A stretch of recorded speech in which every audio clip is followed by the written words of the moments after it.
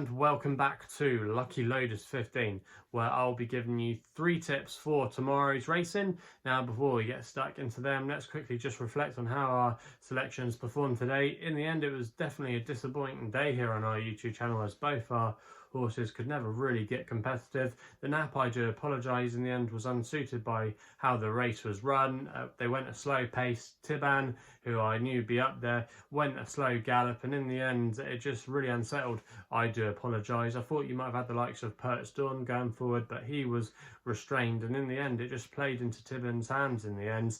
I do apologise. Like I said, he was keen, he was unsettled. I was hoping he was going to be ridden more patiently like he was last time at Ayr, where he showed a good turn of foot, but yeah, he was beat quite early on down the home straight and was in the end fairly disappointing. So if there is maybe a bit more of a pace next time up, he might be one to keep on side, but yeah, very disappointing. And the other tip, Monosip as well in the Group 3 at Leopardstown, never got the best start, was a little bit slowly out of the gate. Chris Hayes did able to get him into a good position, but ideally he just wanted to be in the box seat, just tracking the pace behind the first two, but he just couldn't quite get that position. And in the end, when he came to make his challenge, he was boxed in. Who knows if it would have been good enough to win or to threaten for a place, but yeah, he just never got the gaps, and like I said, he was never able to make a challenge, and it was the horses coming down the outside, finishing fast, that picked up the pieces. So yeah, a little bit frustrating there, but that's the way it goes. Sometimes you get your hard luck stories, you get your good luck stories as well. Obviously you get the rub of the green, but unfortunately we just couldn't have it today. But so yeah, fingers crossed it was just a blip, and we'll be back in the winners enclosure tomorrow. And like I said at the top of the video, 3 tips for tomorrow's horse racing action. Now, the first one of them is going to be coming at Chepstow in the 2 o'clock, where I'm going here with a horse called Gambon, which is currently available at the time of recording at 6-4 with Bet365. Going to recommend a 1-point win bet here for David Probert and Eve Johnson Horton. Now, this horse has got a lot in his favour tomorrow, to be honest with you. If you actually look at him and his profile, he's dropping into Class 5 company for the first time, which is the weakest level of contest. He's running for quite some time, nearly 2 years. Also as well, he's on his last winning mark of 77 when he actually won over this course and distance last year. So a lot of things in his favour tomorrow, and really I'm expecting a good run. This isn't a particularly strong Class 5 contest in my opinion. His main danger on paper is King of Tonga, who doesn't seem to like quick ground, and he might even become an on-runner, who knows. But yeah, I just think there's a lot in his favour tomorrow, and he should be up to winning a race of this nature. Eve Johnson's Horton team have been going okay, and this course specialist, I think he'll pick up another win. I think it's quite a straightforward race for him. Maybe the biggest danger could be Henry Candy's filly. She's still unexposed, but I've got slight question marks with her, and I think Gambon has more in his favour, and like I said, he should be winning in a race of this grade. So yeah, I think Gambon, not my most original nap tomorrow, but I think 6-4, that's definitely a good price. He is shorter with some other firms, so if you can still get the 6-4, I think that's not a bad price. And like I said, I'm going to recommend a 1-point win bet as my nap of the day. We then go to York for my Longshot, which runs in the 4:35, competitive looking handicap here. But I'm going to be going with Citron Major for Rowan Scott and Nigel Tinkler, which is currently available at 25-1. That price was available with Paddy and Betfair, who are offering 5 places on this race. And I'm going to recommend a 0.5 each way selection here. Now, this horse is a little bit of a quirky sort, and he's not been running up to his best on his last few starts. That's fair to say, where he's been running at the likes of Ripon, where he's a bit of a course specialist. But if you actually go back to his first run of the season, he ran a credible race off a mark of 84 when he bumped into Staxton of Tim Easterby.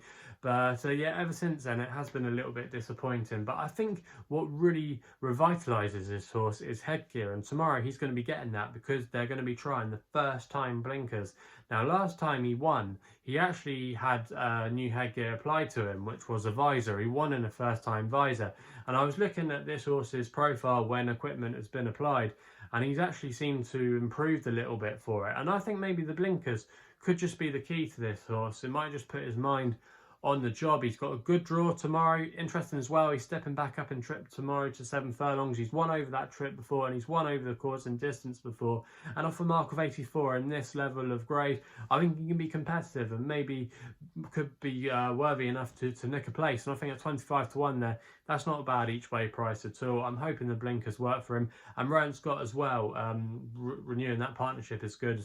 He's actually won on him on quite a few of his career starts before, taking over from Faye McManaman. So a lot of positives for Citron Major tomorrow. I'm hoping he'll be able to run into a place for us, and I think at 25 to 1, that's fairly decent value. And who knows, he might be able to be good enough to win on the day. We then head for the evening card at Goodwood to the last race there for the next best. Going with another big price horse here with a horse called Berrahri for Josephine Gordon and John Best. Now this horse at the current time recording is available at 20 to 1, and I'm going to recommend a 0.5 each way selection here. Now this horse is quite well handicapped on some of his a previous form. He's a bit of an old boy. He's a 10-year-old, but he's now down to a mark of 17. And in fact, actually, he's due to go down £2 to a mark of 68. But if you go back through some of his form from last season, still he's well treated off a mark of 70. He actually won at Newmarket over this trip off a mark of 75, so he can be capable of this mark, and he shouldn't be underestimated. Plus he's got not a bad record at Goodwood. He's never won there, but he's made the frame every time he's run. He's always been able to grab a place, and I think at 20 to 1 tomorrow, like I said, he could be underestimated. Last seen finishing 5th at Yarmouth. I think he'll strip fitter for that.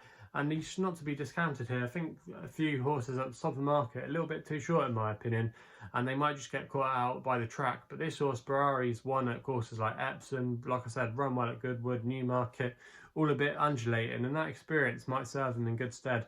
And Josephine Gordon has got a good relationship with him, won on him quite a few times in the past. So Berrahri tomorrow, I think he's got a good chance in this race without running his odds. And at 20 to 1, I wouldn't be at all surprised if he could nick a place. And like I said, with Citron Major, he might be good enough to win on the day. So I think he's definitely a horse you want to keep on side, and that's why he's going to be my next best of the day. So they're the 3 tips for tomorrow's racing. If you're still enjoying these videos, remember to hit that thumbs up button, subscribe here to my YouTube channel at Lucky Loaders 15. Also as well, if you want to follow me on social media, Twitter is the place to do so, where my handle is at Lucky Loader 15. And if you want to find out a little bit more about myself, my website address is www.chrisloaderracing.co.uk. So please gamble responsibly. Hopefully we can have some winners for you tomorrow, and we'll be seeing you soon.